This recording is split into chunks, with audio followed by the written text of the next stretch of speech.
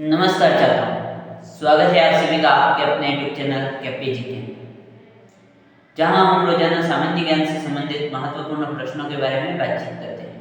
यदि आप इस प्रकार की श्रृंखला से जुड़े रहना चाहते हैं तो इस यूट्यूब चैनल को सब्सक्राइब कर दें तथा पास लगे बेल आइकन को भी दबा दें, जिससे आपको सबसे पहले सूचना प्राप्त हो सके। तो आइए आज के अपने प्रश्न की शुरुआत करते हैं। आज का अपना प्रश्न संख्या है 39, जिसमें क्या पूछा गया है, निम्न में से किस भौतिक प्रदेश को रुक्ष प्रदेश के नाम से जाना जाता है। मतलब हम ऐसा कौन सा भौतिक प्रदेश है जिसे किस नाम से जानते हैं, तो रुक्ष प्रदेश के नाम से। Option number Aravali, option number ब पश्चिमी मरुस्थल, ऑप्शन नंबर स पूर्वी मैदानी प्रदेश और ऑप्शन नंबर द है दक्षिणी पूर्वी पठार। तो हम किसके बारे में पढ़ रहे हैं, पश्चिमी मरुस्थल के बारे में। पश्चिमी मरुस्थल,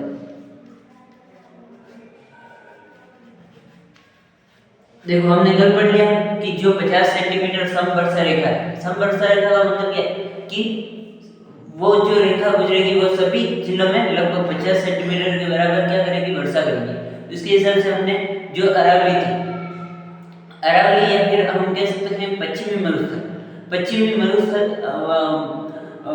पूर्वी मरुस्थल की अंतिम सीमा का निर्धारण करती थी। ठीक है, तो वो अरावली को किससे अलग करती थी, पश्चिमी मरुस्थल से अलग करती थी। ठीक है, तो उससे जो भी पश्चिमी मरुस्थल कौन सा, ये देखिए इस प्रकार से क्या है अपने, ये है 50 सेंटीमीटर समवर्षा का आएगा। तो ये क्या करती है, पश्चिमी मरुस्थल को अलग करती है अरावली से। इधर क्या होगा, इधर वाला पश्चिमी मरुस्थल होगा।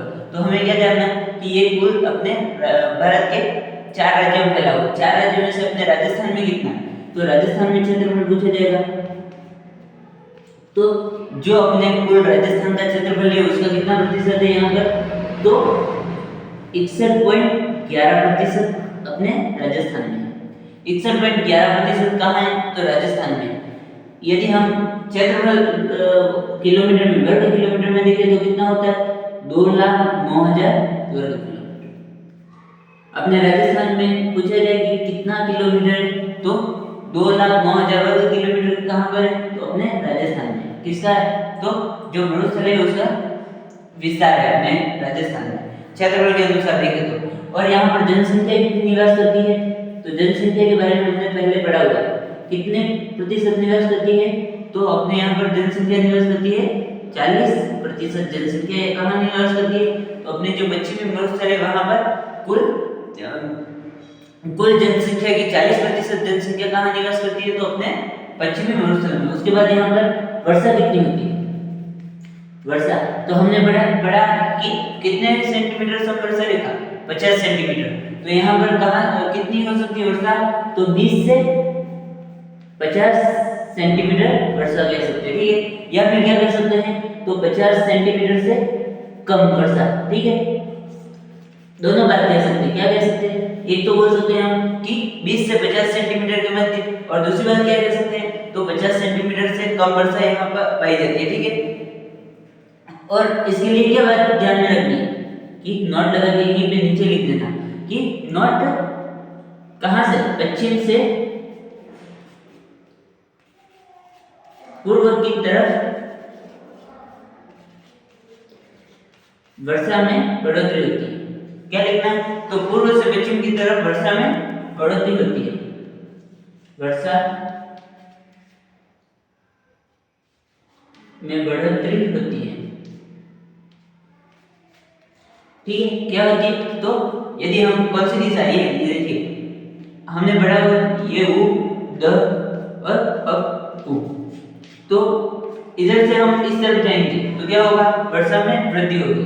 यहाँ पर 20 सेंटीमीटर वर्षा मानेंगे तो यहाँ पर आगे कितनी हो जाएगी, तो 50 सेंटीमीटर। तो अपने पूछा जाए कि पश्चिमी मरुस्थल में वर्षा कितनी होती है, तो 20 से 50 सेंटीमीटर भी बोल सकते हैं, या फिर क्या बोल सकते हैं, तो 50 सेंटीमीटर से कम भी बोल सकते हैं।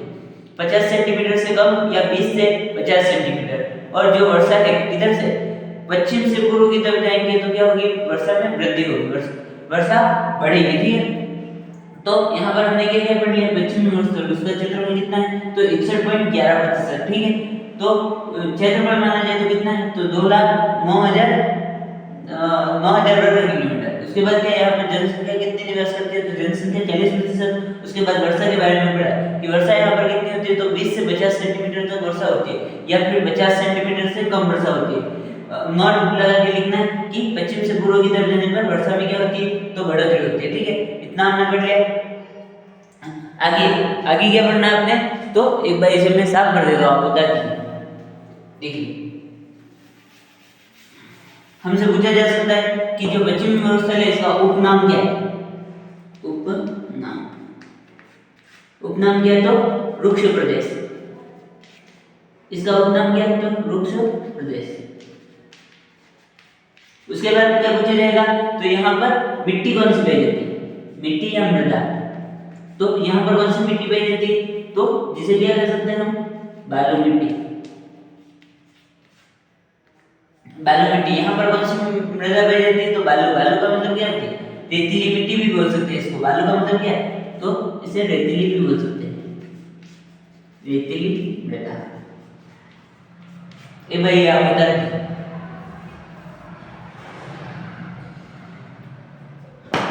यहाँ एक बार मैं इसे साफ कर देता हूँ। देखो हम किसके बारे में पढ़ रहे हैं, तो पश्चिमी मरुस्थल। उसके बाद पश्चिमी मरुस्थल में क्या है, तो यहाँ पर मृदा या मिट्टी कौन सी पाई जाती है, तो मिट्टी पाई जाती है अपने बालू या रेती।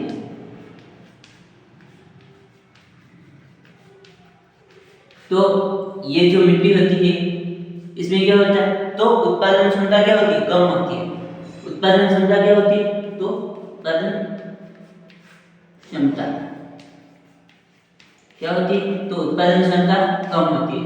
ठीक है, और साथ साथ में क्या होता है, जल ग्रहण क्षमता क्या होती है, जल ग्रहण क्षमता।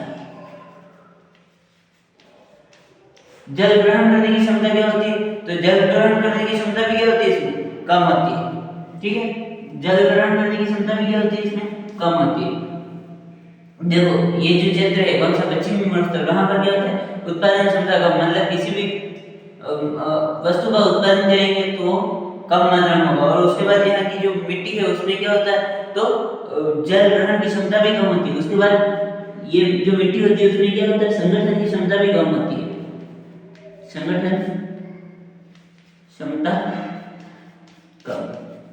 देखिए संगठन का अर्थ क्या होता है, मतलब एक साथ जुड़ी नहीं रहती ये, मतलब रेत। रेत तो आप जानते हो उस रेत की तरह होती है, मतलब रेत ही होती है मान लीजिए। ठीक है, मतलब एक साथ जुड़ी हुई नहीं होती है, लेकिन इनमें संगठन की क्षमता कम होती है। कहीं पर तो जुड़ी हुई होगी लेकिन संगठन की क्षमता क्या होगी, कम होगी। उसके बाद जल ग्रहण, जल को ग्रहण करने की क्षमता भी कम होगी और उत्पादन क्षमता भी कम होती है।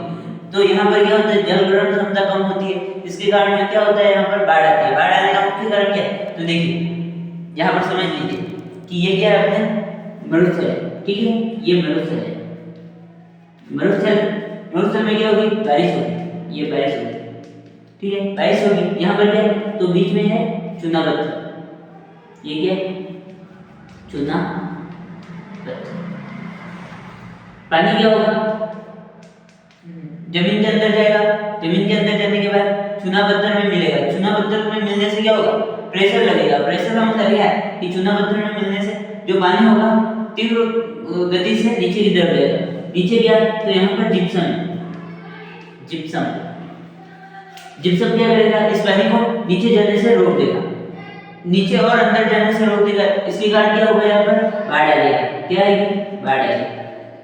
देखो मरुस्थल में बारिश होगी, बारिश के कारण पानी भूगर्भिक संरचना में जाएगा, मतलब पृथ्वी के अंदर जाएगा या भूमि के अंदर जाएगा। भूमि के अंदर क्या होगा, सबसे पहले चुना पत्थर होगा। चुना पत्थर के कारण और तीव्र गति हो जाएगी उसकी पानी की। नीचे क्या है, जिप्सम की चट्टान है, जिप्सम है। तो जिप्सम पर पानी जाने के बाद क्या होगा कि वहां से तीव्र गति से पानी अंदर नहीं जा पाएगा। अंदर नहीं जा पाएगा तो क्या होगा, तीव्र गति से बाहर आएगा। बाहर आने से क्या होगा, यहाँ पर बाढ़ आएगी। बाढ़ आएगी, बाढ़ कब आएगी, तो इस क्षेत्र में बाढ़ आई है, कब आएगी, इस क्षेत्र में क्या आई, बाढ़ आई। कब आई बाढ़, तो एक तो आई 2006 में। 2006 में कहाँ आई, तो कवास। कवास कहाँ है, तो बाड़मेर में। ठीक है, उसके बाद कहाँ आई, तो उसके बाद 2012 में।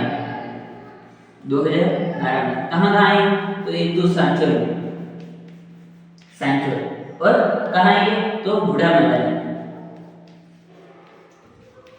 गुड़ामलानी, ठीक है। उसके बाद 2022 में, 2022 में कहाँ है? तो जोधपुर में।